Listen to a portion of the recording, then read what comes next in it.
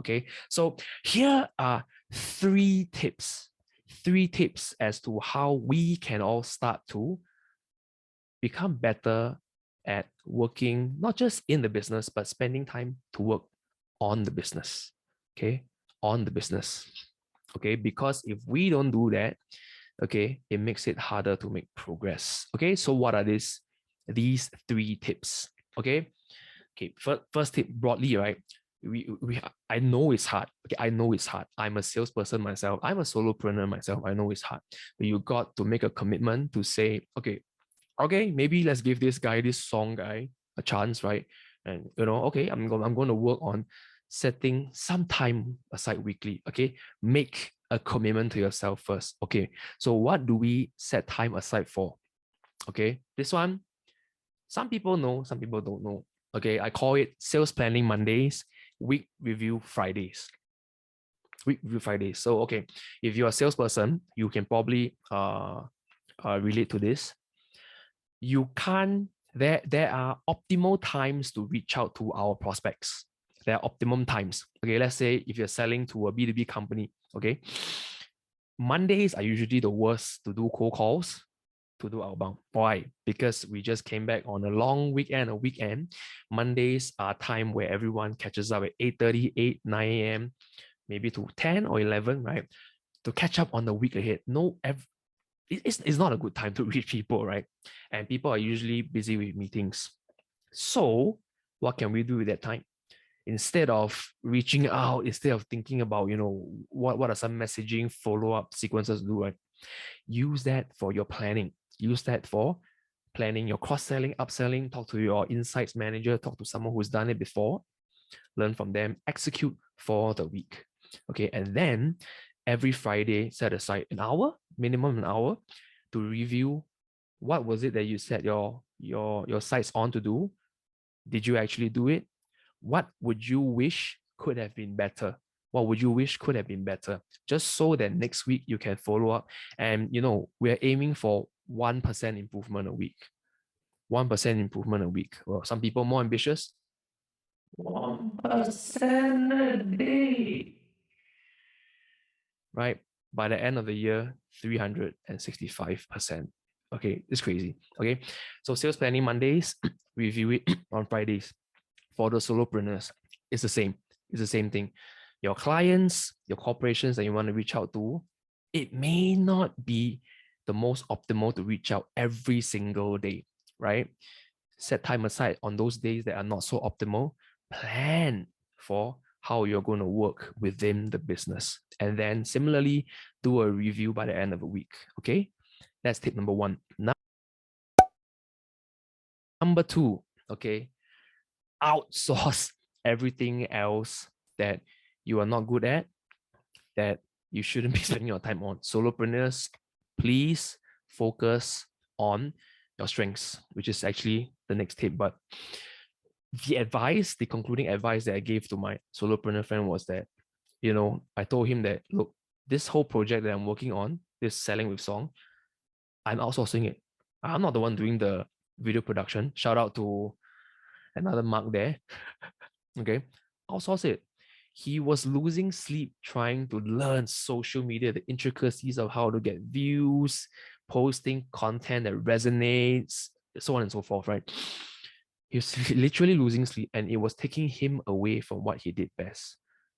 So the minute I told him that I was outsourcing this, his eyes lit up and he was like, why did I not think of that beforehand?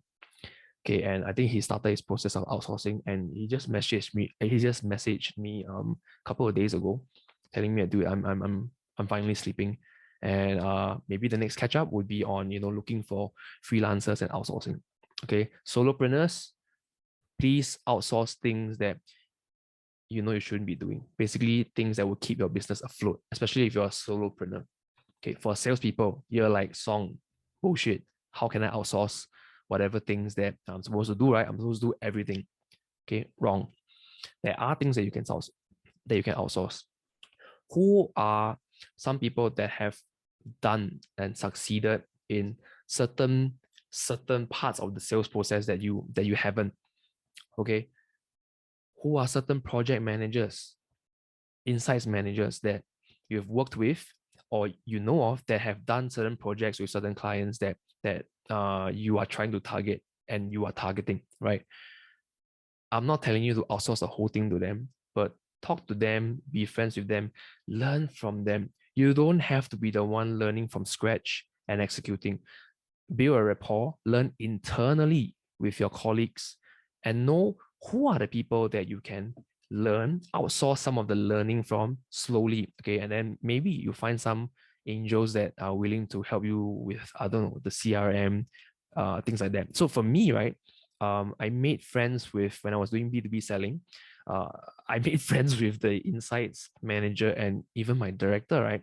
And some of them are willing to come with me for sales pitches, right? I literally outsourced the whole product explanation and presentation part to them to do it. I mean, the selling point is what, who better to hear about the products from than the person doing the product, right? So, okay, this is just one tip for the salesperson. Find subject matter experts, learn from them, and leverage whatever you can leverage. Start outsourcing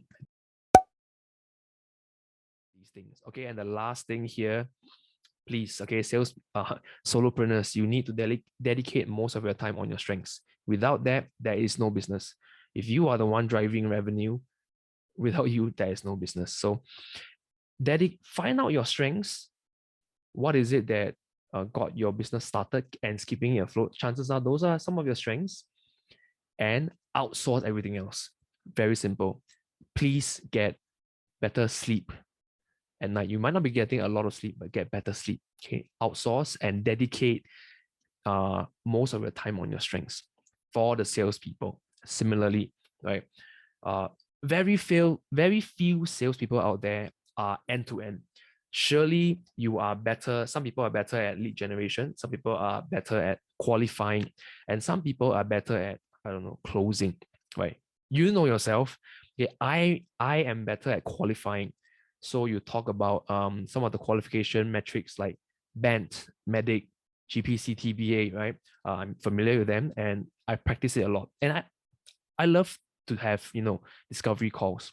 So usually what I do is I make sure I spend most of my time on the qualification calls, the lead generation portion, and the closing part. Sometimes I'll speak to other salespeople who are really strong at that and learn from them on how they actually do it.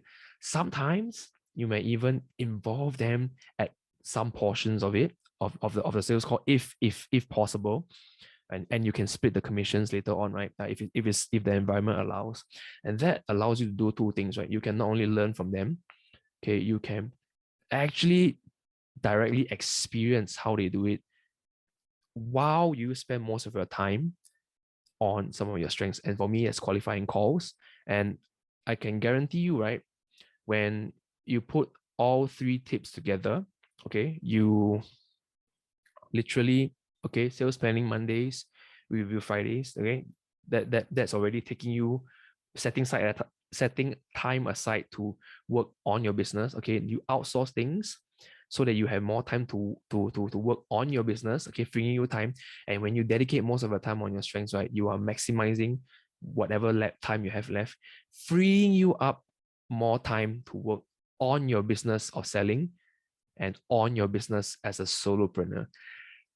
This is me, Song, and I'm ending today's topic on selling with Song with these 3 tips. Okay, try it, practice it. Let me know what is the outcome, and I'm so excited for everyone here to take your business, your selling journey to the next level authentically. Do it your way. Be 100% of you. I'll see you in the next topic.